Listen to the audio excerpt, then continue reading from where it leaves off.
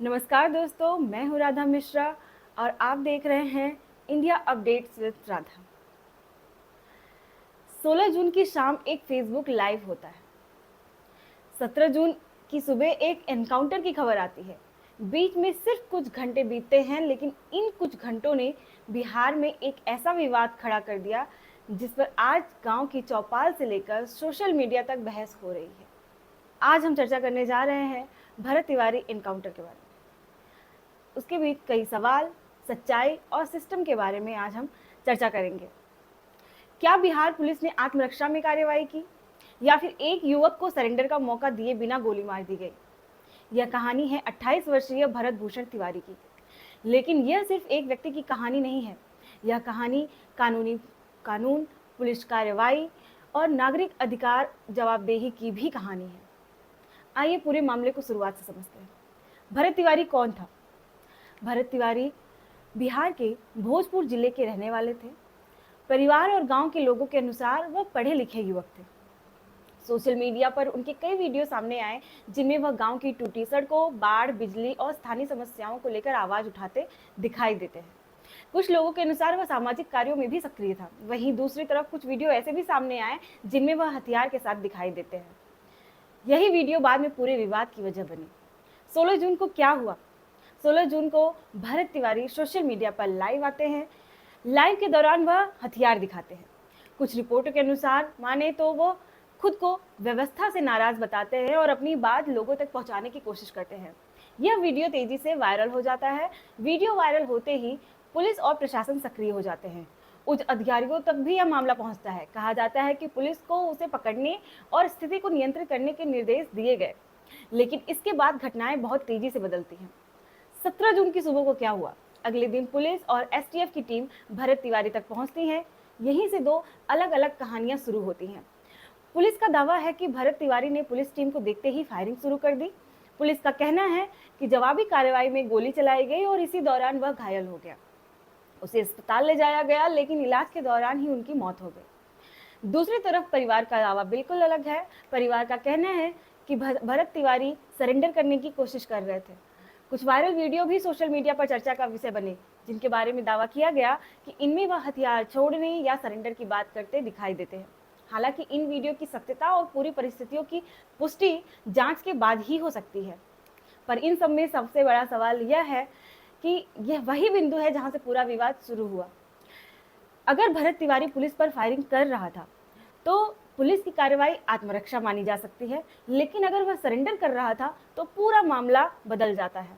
फिर सवाल उठता है कि क्या उसे जिंदा गिरफ्तार किया जा सकता था? क्या पुलिस के पास दूसरा विकल्प मौजूद था? और क्या घातक बल का इस्तेमाल वास्तव में जरूरी था? यही सवाल आज बिहार में ज्यादा पूछे जा रहे हैं।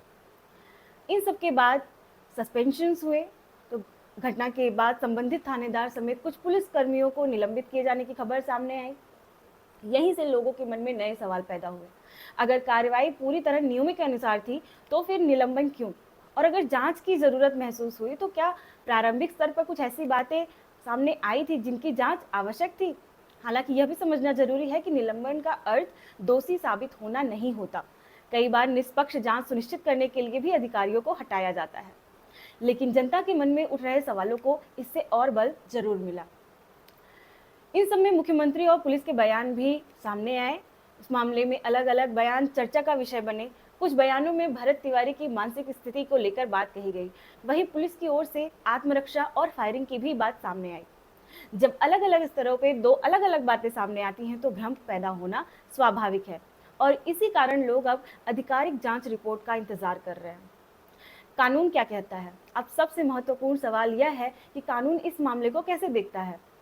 भारत में किसी भी पुलिस एनकाउंटर की जांच के लिए स्पष्ट दिशा निर्देश मौजूद हैं। ऐसी घटनाओं में स्वतंत्र जांच, पोस्टमार्टम रिपोर्ट, फोरेंसिक विश्लेषण और गवाहों के बयान बेहद महत्वपूर्ण माने जाते हैं। कानून यह भी कहता है कि घातक बल का प्रयोग अंतिम विकल्प होना चाहिए। यदि कोई व्यक्ति वास्तव में पुलिस या जनता के लिए जान के लिए तत्काल खतरा बन जाता है, तब पुलिस बल प्रयोग कर सकती है। लेकिन यदि कोई व्यक्ति सरेंडर कर चुका हो या निहत्था हो तो परिस्थितियां अलग हो जाती है। इसीलिए इस मामले का जांच और भी महत्वपूर्ण हो जाता है। सच सामने लेकिन कैसे आए?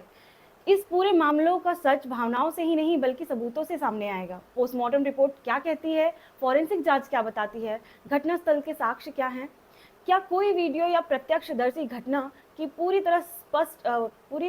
तस्वीर स्पष्ट कर सकता है? इन सभी सवालों के जवाब जांच एजेंसियों को तलाशने होंगे।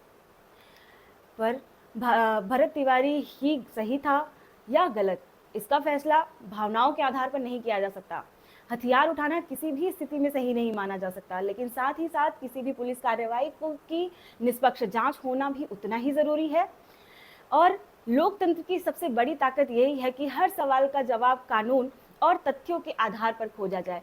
आज सवाल सिर्फ भरत तिवारी का ही नहीं है, सवाल यह है कि क्या हर नागरिक को न्यायपूर्ण प्रक्रिया का अधिकार मिल रहा है, क्या पुलिस और जनता के बीच भरोसा मजबूत हो रहा है, और क्या इस मामले की पूरी सच्चाई सामने आएगी? इन सवालों के जवाब आने वाले दिनों में जांच और सबूत तय करेंगे। फिलहाल पूरा देश उसी सच का इंतजार कर रहा है। इस विषय में आपकी क्या राय है, कमेंट जरूर करें। वीडियो पसंद आई हो तो लाइक करें, चैनल को सब्सक्राइब करें और बेल आइकन दबाना बिल्कुल ना भूलें। Thank you.